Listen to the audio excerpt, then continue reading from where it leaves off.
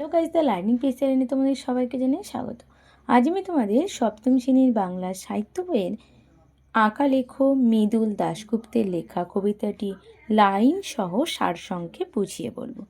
কবিতাটা শুরু করার আগে আমি তোমাদের মৃদুল দাশগুপ্তের যে কবি পরিচিতি সেটা একটু শোনাই। চলো শুরু করা যাক। কি বলেছে? বলছে 1955 খ্রিস্টাব্দে 3 এপ্রিল হুগলি জেলায় শ্রীরামপুরে মৃদুল দাশগুপ্তের জন্ম হয়। তিনি লেখাপড়া করতেন উত্তরপাড়া কলেজে।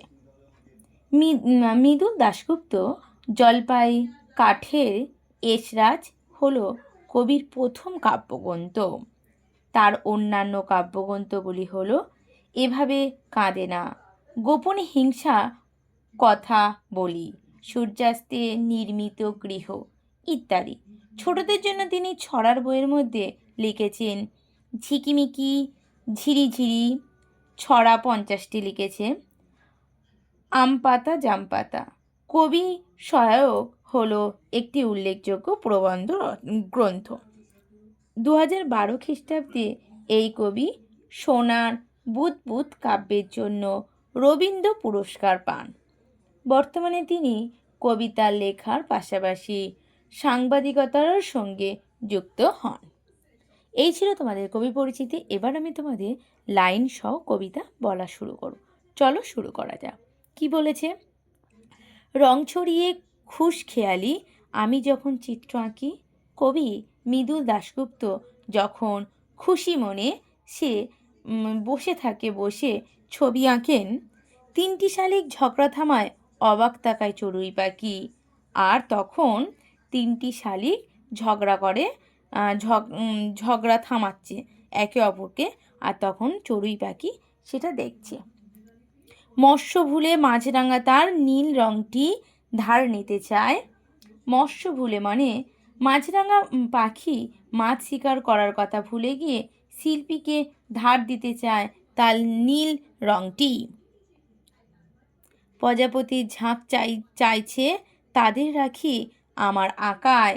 প্রজাপতিরা ঝাঁকও কবির আঁকার বিষয় হয়ে উঠতে চায়। মানে কবি যে আঁকছে তার মধ্যে তারাও তার মধ্যে উঠতে চায়, যে সার রঙের খাতায় সেটা যেন কবি আঁকে।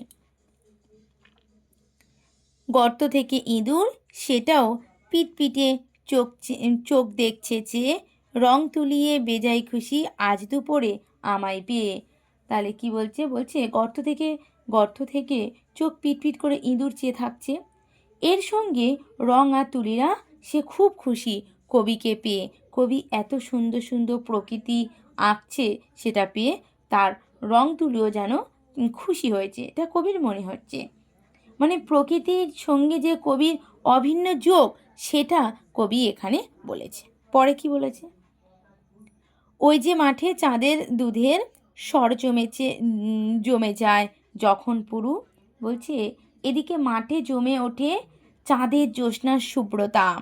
বাতাস ঈষৎ কাঁপন দিতেই আমার ছড়া লেখা শুরু। বলছে যখন বাতাসে ঈষৎ কাঁপন ওঠে তখনই কবি শিল্পী ছড়া লেখা শুরু হয়, মানে ভোর হওয়ার পর থেকে।